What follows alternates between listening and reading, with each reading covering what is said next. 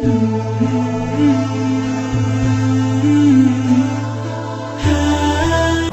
dia sertakan Allah dalam pekerjaannya, dia sertakan Allah dalam aktivitasnya. Ya. Jadi kalau orang menyertakan Allah itu mustahil, akan sulit itu mustahil, pasti mudah. Ya, pasti mudah. Ya. Saya kasih perbandingan begini. Ini urusan dunia dulu ya, yang para ikhwan dulu. Saya tanya, rizki itu adanya di mana? Di langit atau di bumi? Ya, tahu dari mana? Quran surah 51 ayat 22. Ya. Kita usahakan dari Al-Quran, kemudian Sunnah. Kalau kita temukan dari situ, itu yang terbaik. Ya, sebelum mencari yang lain. Bismillah. Quran surah 51 ayat 22. Di teori tentang rezeki ya. Kita lihat misalnya. Wa fis samaa'i rizqukum wa ma tu'adun. Ya. Kata Allah, dan di langit rezeki Anda sudah disiapkan, ditetapkan, ya, dan tidak akan tertukar. Di langit rezeki kita sudah disiapkan, dituliskan, tidak akan tertukar. Ya. Jadi mohon maaf kalau Allah sudah kasih statement tidak akan tertukar. Jadi tidak ada kerjaan mengambil rezeki orang. Ya. Jangan pernah mengharapkan rezeki orang lain, apalagi mengambilnya, itu tidak ada kerjaan.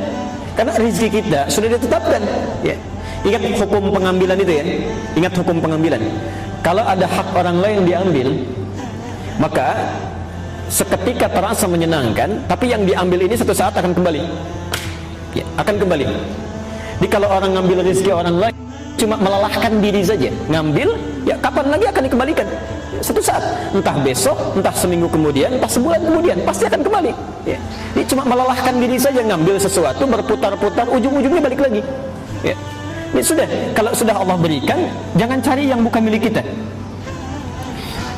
Wa ma tu'adun, dan dijanjikan kata Allah pasti diberikan. Rizki kamu sudah dituliskan di langit, dijanjikan diberikan. Ya. Rizkinya di langit. Kita hidup di mana? Di bumi. Ya, di bumi. Kita hidup di bumi, rezekinya di langit. Masya Allah. Kita bertanya, ya Allah, bagaimana seperti ini? Kami hidupnya di bumi, rezekinya di langit. Gimana ngambilnya? Maka Allah turunkan sifat keadilannya. Ya.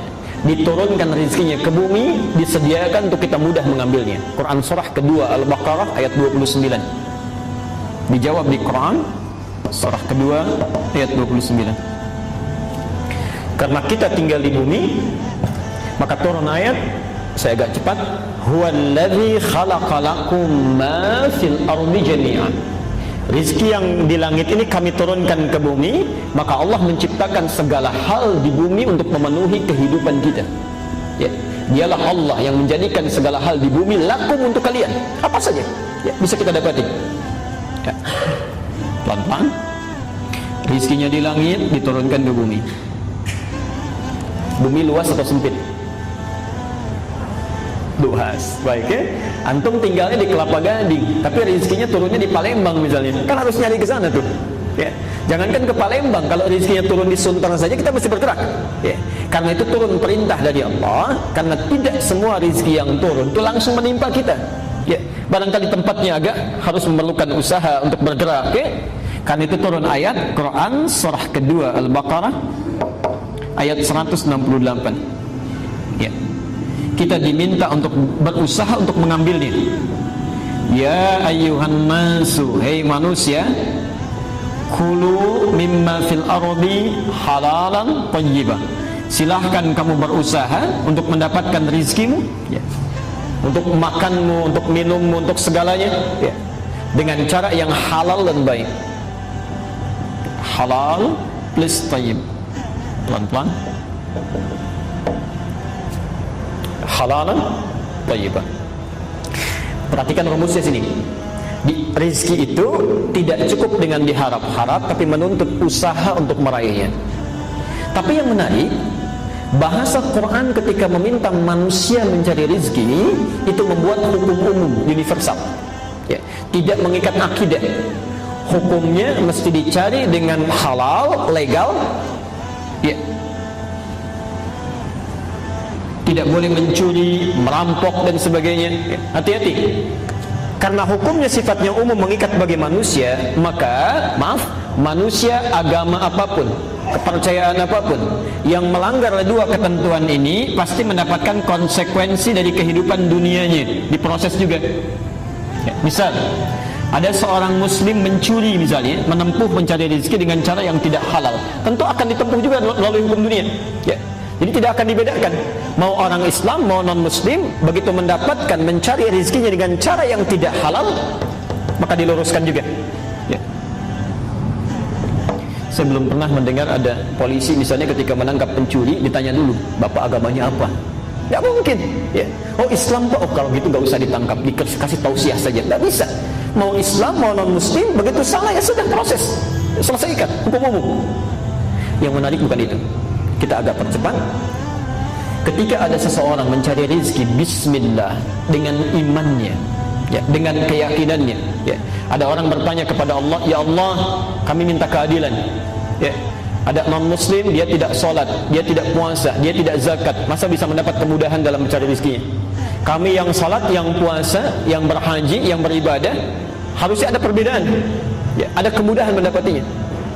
Maka Allah turunkan ayat khusus yang diberikan hanya pada orang-orang yang punya iman. Quran surah kedua Al-Baqarah, ketentuan kedua, ayat 172. Tuan-tuan, nanti silakan Anda perhatikan bagaimana cara Al-Quran mengungkapkannya. Yang di sini 168, ya ayyuhan nas, yang ini, hei manusia. Manusia sifatnya universal, bisa bagi seorang muslim atau non muslim. Tapi ketika menyebutkan di ayat 172 dirubah dari nas menjadi amanu, ya ayyuhalladzina amanu. Pelan-pelan. Kalau sudah amanu berarti hanya mengikat orang yang beriman saja, orang Islam tidak di luarnya. Sekarang lihat ayatnya, ya ayyuhalladzina amanu kulu. Di sini ada kulu, di sini ada kulu. Tapi yang hebat di sini mimma fil ardi halalan thayyiban, yang di sini kalimat halalnya dibuang. Kulu min thayyibati ma razaqnakum, halalnya dibuang, thayyibnya dijamakkan, thayyibat. Masyaallah. Ma razaqnakum.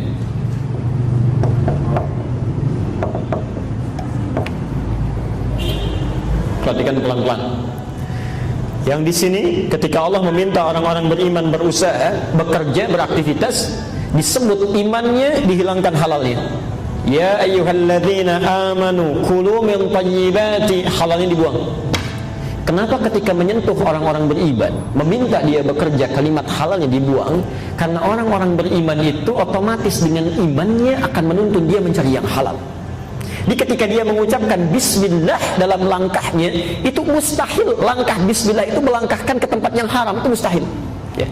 Jadi ketika dia mengucapkan bismillah dalam pekerjaannya, itu imannya otomatis akan menuntun kepada yang halal.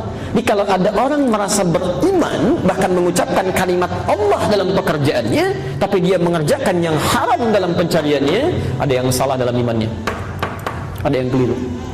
Nah sekarang perhatikan, kalau ada orang-orang mengerjakan sesuatu bismillah, bismillah, bismillah, merasa diawasi Allah dengan maknanya, bukan hanya kalimat yang mengalir di lisannya, maka sifat Rahman Allah diturunkan pada dirinya saat di dunia.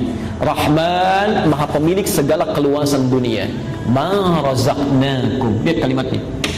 Maka kami yang akan mudahkan dia mendapatkan rezeki, bukan dia yang lelah mencarinya. Ini ma razaqnakum, kami yang berikan, bukan kamu yang lelah untuk mencarinya. Ya. Jadi kalau kita mencoba untuk meningkatkan iman kepada Allah Subhanahu wa taala, kemudian diterapkan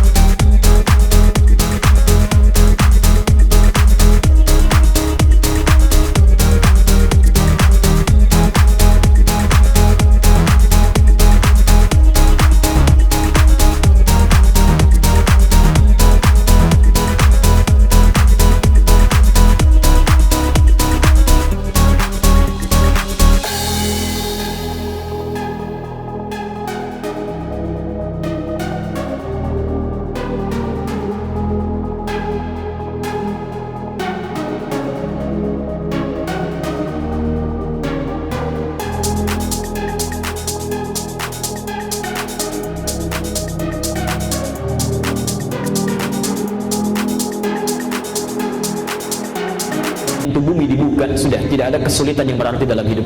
Ya. Pintu langit keberkahan, pintu bumi kemudahan. Jadi kalau sudah pintu langit dan bumi dibuka oleh Allah, di mana lagi celah kesulitan yang bisa didapati? Mustahil. Ya.